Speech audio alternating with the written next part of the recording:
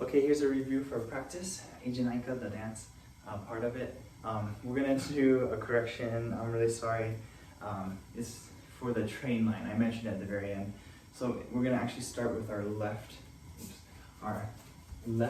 hand at the top, then right, left, right. This lets us have our weights already on the left leg so that we can throw very easily out to the audience, which is on our right side, okay? So the correction there is, yes, we will start with the left leg out and the left hand up for the train line. Okay, sorry about that. I want to do the review kind of real quick. So like our basic steps for a lot of the lines have this kind of fluid kind of bounce to them, right? So I did share a video with you, or the people in the performance earlier, of one I did for community work we did, and it's a bit more maybe not as exaggerated motions, right? I think that's perfectly fine depending on like what you're dancing for. What we want for our kind of ensemble, right? For our purposes, we kind of want big Genki steps, okay? A lot of energy, okay? Our hands are also kind of as our ensemble, like we're gonna keep them kind of pointed, right? Energy in the hands, right? Not too, I don't know, not too straight, not too droopy, kind of like basketball. Like I'm gonna dribble a basketball, right? A lot of the motions can also end with a kind of a pose. So like kind of at the very end of this motion to kind of give it just a little flick, I guess. That's kind of cool. So it's hands, feet, right? Those are the basic motions. Like most of our taiko playing, the core it's involved, it's loose. So we want to kind of avoid a lot of pitching our body around, right? The core kind of supports a nice kind of stable posture for a lot of this, okay? So I'm going to do the dance. I'm going to do it 2 times from behind, for like, you know, following along. Then I'll do 2 times from the front. Okay, so let's do that real quick. So let's go 1, 2, 3, 4, and dig, dig, pick, pick, dig, dig, pick, pick. Gather up the fish, gather up the fish, and 1, 2, 3, sweat, 2, 2, 3, sweat. Left first, 2, 3, 4, and 1, 2, 3, and 4, and dig. Dig, there's just a pivot back into this.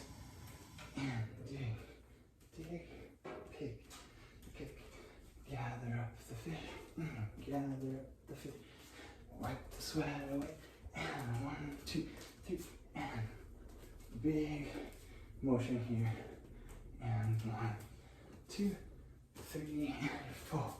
Stick the last one at the very end of the song, okay? I'll do it from the front now. So from a 1, 2, 3, 4. Here we go.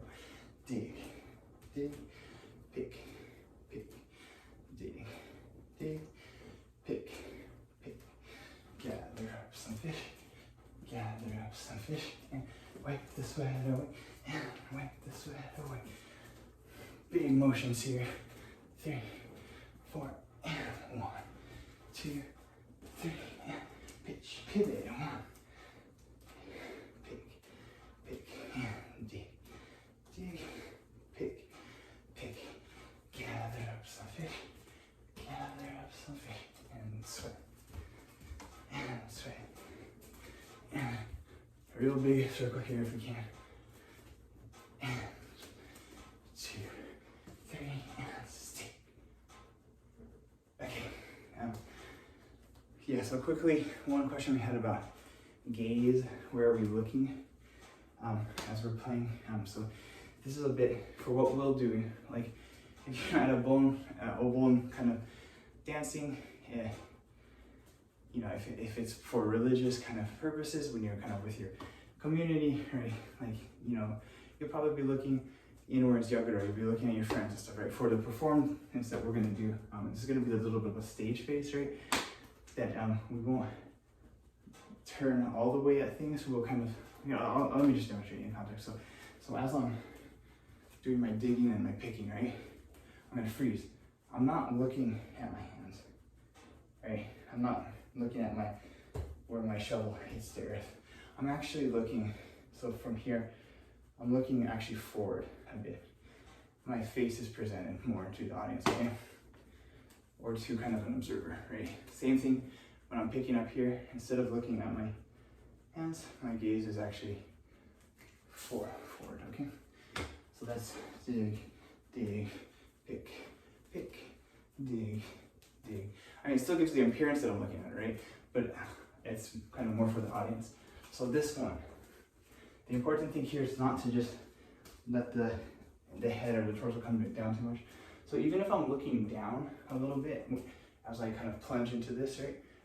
Notice my face is still more horizontal. If it's a little down, that's okay. But I'm actually keeping my face more horizontal, and as I pull this up, like I look above the horizon line. So yeah, so my face is still, even when it's at this low part, it's facing forward, not down, okay? So 4, 1, 2, 3, 4. Okay, as I wipe my sweat away, I'm just looking kind of straight forward, but it's turning with my body, right? For the big steam engine lines, I'm looking a little bit above horizon and a little bit in the direction of the hand, I guess. So when my left hand's up, my gaze is actually about here. When my right hand's up, I'm looking maybe about there. Okay, for the spin casting a net, this can work if you kind of pick up a spot in the audience, right? I'm looking at it, and I'm still looking at it as I turn my body, right? That can help maybe get the motion down too, but it also, like if I'm performing to this people out there, right? I'll look at you, I'm gonna pitch this big net and catch you. All right, so that's, I think that's enough of the kind of performative aspect that we'll be using when we use this piece. Last reminder, this is not the only way to dance. This is not the right way to dance in a lot of contexts, right? Like Obon dances are for Obon kind of community time, right? Remembering those who have passed on in the spirit of Obon, right? We are going to perform that though, right? So some of these are modifications for what we want to convey as we present this piece to an audience, okay?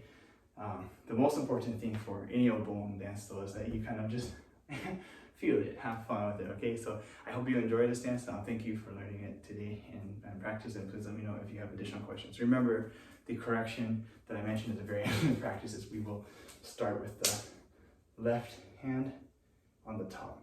The left leg is out for the railroad line. And so we're ending with the right up, letting us more easily move into this pitching line. Okay, thank you.